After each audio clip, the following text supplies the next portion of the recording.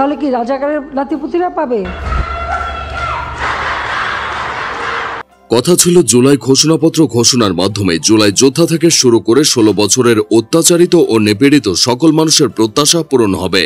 তবে ছাত্র জনতার গণঅভ্যুত্থানের এই ঐতিহাসিক দলিল নিয়ে বিভিন্ন রাজনৈতিক দল ও পক্ষের মধ্যে তৈরি হয়েছে চাপা ক্ষোভ।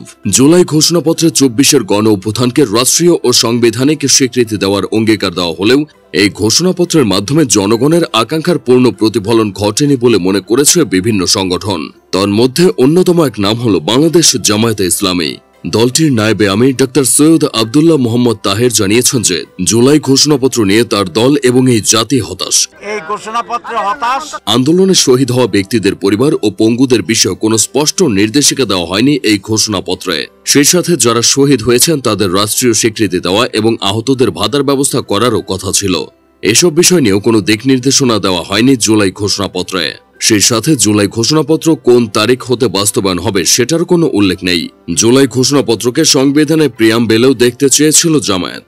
দিন শেষে এসবের কিছুই পূরণ না হওয়ায় ঐতিহাসিক এই ঘোষণাপত্র নিয়ে নাখোশ ইসলামপন্থী রাজনৈতিক দলটি। এদিকে আমার বাংলাদেশ পার্টির চেয়ারম্যান মুজিবুর রহমান মঞ্জু জুলাই ঘোষণাপত্র ঘিরে নিজের হতাশার কথা ব্যক্ত করেছেন। তিনি এবং তার দল যে আকাঙ্ক্ষা নিয়ে ঘোষণাপত্রটি চেয়েছিল তার পুরোপুরি প্রতিফলন হয়নি। ঠিক একই কথা বলেছেন তাদেরই দলের সাধারণ সম্পাদক ও জনপ্রিয় রাজনীতিবিদ ব্যারিস্টার আসাদুজ্জামান ফুয়াদ। পুরো ঘোষণাপত্র শোনার পর তার মনে হয়েছে যে জুলাই শহীদের প্রতি যে দরদ ও আবেগ থাকার কথা ছিল তার ন্যূনতম অংশ ফুটে ওঠেনি এই ঘোষণাপত্রে। তাছাড়া গত কয়েক মাস আগে তার দলের পক্ষ থেকে জুলাই ঘোষণাপত্রে কিছু সংযোজন বিয়োজনের প্রস্তাব দেওয়া হলেও দিন শেষে তাদের সেই প্রস্তাবগুলো আমলে নেয়নি ডক্টর মোহাম্মদ ইউনূস। তাই জুলাই ঘোষণাপত্র নিয়ে ব্যারিস্টার আসাদুজ্জামান ফুয়াদের নাখোশ হওয়াটাই স্বাভাবিক। অন্যদিকে গণ অধিকার পরিষদের সভাপতি নুরুল হক নূর ধারণা করেছিলেন যে জুলাই সনদের আইনগত ভিত্তির উল্লেখ থাকবে জুলাই ঘোষণাপত্রে।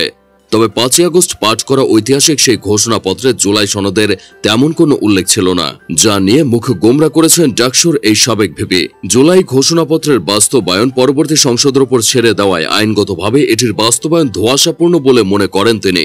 তাছাড়া জুলাই ঘোষণাপত্রে শাপলা চত্বরের ঘটনা না আসায় হতাশা প্রকাশ করেছে হেফাজত ইসলাম।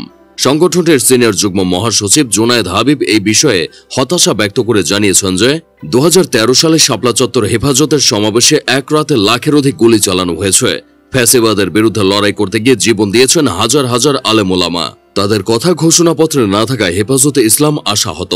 সেই সাথে জুলাই ঘোষণাপত্রের অনুষ্ঠানের শুরুতে কোরআন তেলাওয়াত না করে 92% মুসলিমের অন্তরে আঘাত দেওয়া হয়েছে বলে মনে করেন সংগঠনটির সিনিয়র যুগ্ম মহাসচিব।